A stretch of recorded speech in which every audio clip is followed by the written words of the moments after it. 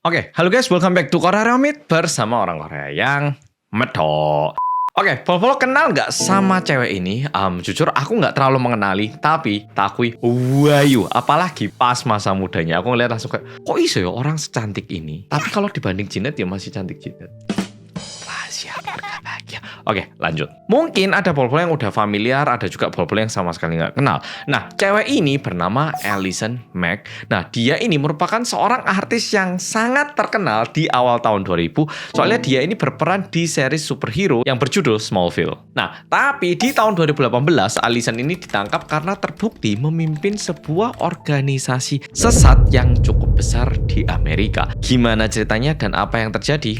Langsung kita mulai. Nah, semua ini berawal mula di tahun 2006. Waktu itu, Allison itu memang lagi membintangi series Smallville. Dan karena dia ini saking terkenalnya, dia ini lumayan sulit untuk mendapatkan waktu kosong untuk bersantai ataupun menikmati waktunya sendiri. Mungkin buat kita bakal iri ya, wah banyak kerjaan, duit banyak. Tapi kalau ini berlanjut setiap hari, bahkan kamu nggak bisa istirahat dengan cukup, jujur ini agak menderita ya. Atau bayangkan kamu nggak bisa punya me time, nggak bisa habiskan waktu bareng keluarga, jujur ya lumayan berat. Nah, di tahun itu, entah kenapa Allison itu menemukan sebuah organisasi bernama NXIVM, dibacanya Nexium. Dan dia mulai sering menghabiskan banyak waktu sama organisasi itu. Dan waktu awal-awal Allison kenal sama Nexium ini, dia ini nggak bilang ke teman-teman ataupun ke keluarganya. Jadi dia ke situ sendiri, jadi orang-orang sekitarnya bisa dibilang nggak ada yang tahu kalau dia ini ke Nexium atau pergi kerja. Tapi berjalannya waktu, keluarganya ini mulai curiga. Allison ini kok suka pergi ke suatu tempat sendiri sih, padahal ya nggak ada kerjaan. Biasanya dia itu kalau kemana ya pasti ngabarin. Kok kita nggak digabari yo? Ini kemana ya? Kok sering banget yo?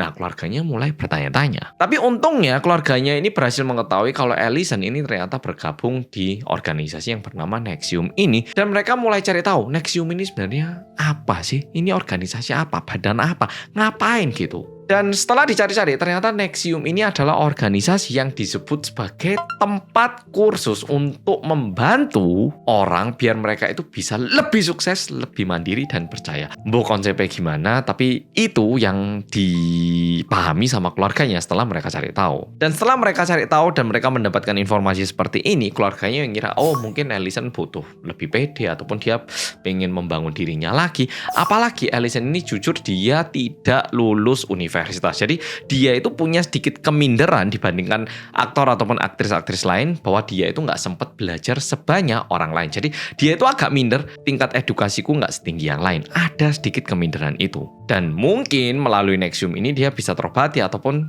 nggak minder gitu. Dan Allison pun bilang gini ke keluarganya, aku loh setelah ikut Nexium ini aku jadi ngerasa terbantu banget. Aku lebih pede, aku juga lebih menguasai diri. Jadi pokoknya ini sangat membantu lah buat aku. Dan bahkan Allison bergabung dengan organisasi ini selama 12 tahun. Nah, organisasi ini sebenarnya dipimpin oleh seorang pria yang bernama Cave Rainer. Nah, dia ini merupakan seorang pria berasal dari New York, Amerika. Dan Cave ini memang awalnya merupakan warga sipil biasa. Dia itu bukan orang yang terkenal, bukan influencer, bukan orang kayak gitu.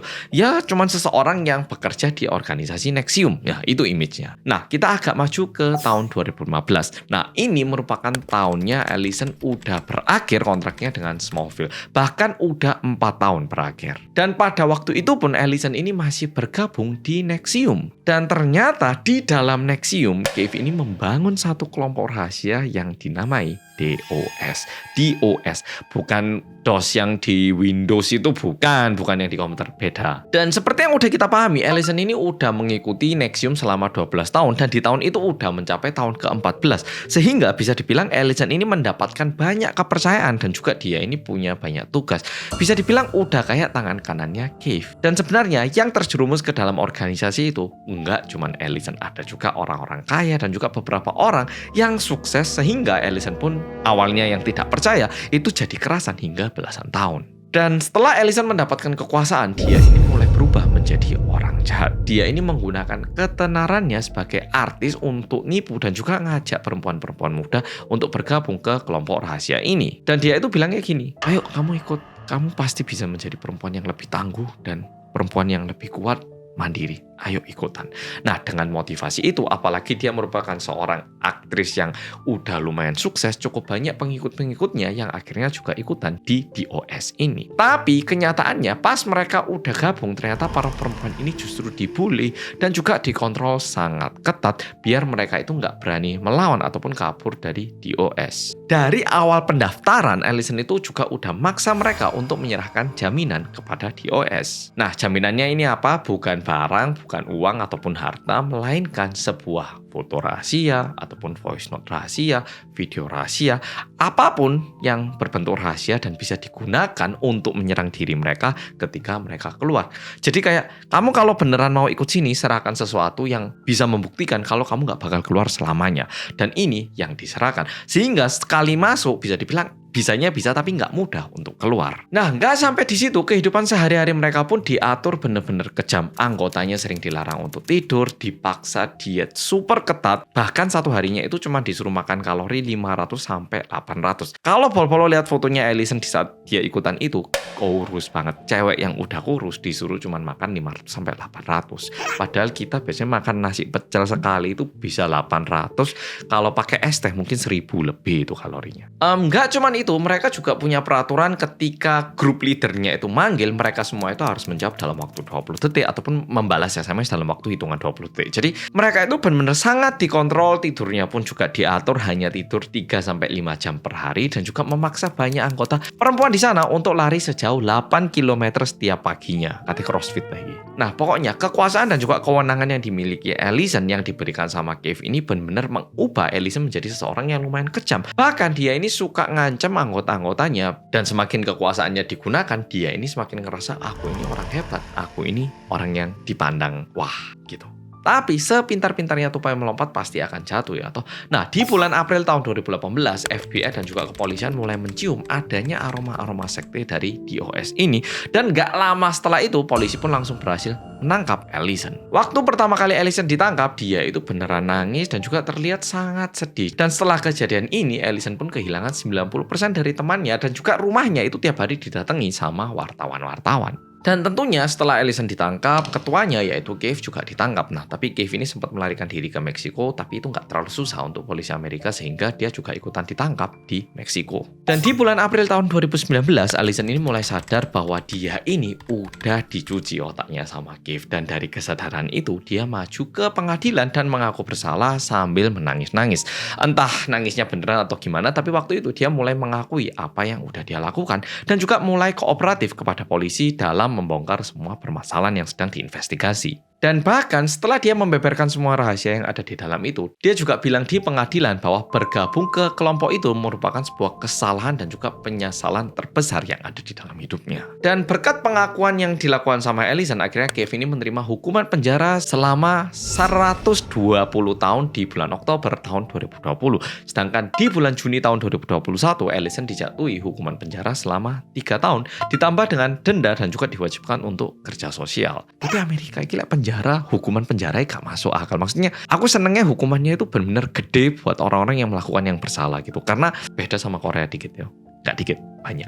Nah, di dalam penjara, Allison ini ternyata berubah banyak. Dia juga sadar bahwa kecantikan yang dia miliki ini sebenarnya tidak ada gunanya. Karena selama ini dia gunakan kecantikannya untuk meraih orang-orang untuk ikutan di grup. Sehingga dia ini bahkan nyukur rambutnya sampai botak di dalam penjara dan juga berhenti menggunakan makeup untuk beberapa saat. Tujuannya biar dia itu benar-benar bisa melepaskan kesombongannya, biar dia itu sadar, oke, aku ini cantik, tapi cantik ini bukan segalanya. Kayak benar-benar melawan dirinya sendiri yang udah tercuci otaknya. Nah, tapi karena kelakuan Allison ini baik di dalam penjara, di bulan Juli tahun 2023, Allison ini dibebaskan dari penjara, sehingga yang tadinya dia mendapatkan hukuman penjara 3 tahun diturunkan menjadi 2 tahun. Nah, setelah dia bebas dari penjara, Allison ini juga benar-benar berusaha untuk menebus kesalahan. Dan di tahun 2025, Allison ini memberanikan diri untuk mulai membuka diri dan menceritakan kesalahan dan masa lalunya yang kelam bahwa dulu dia pernah menjadi orang yang jahat. Buat polo-polo yang lebih tertarik untuk mencari tahu lebih dalam ya, dia ini udah muncul di banyak podcast yang ada di Amerika. Coba cari tahu.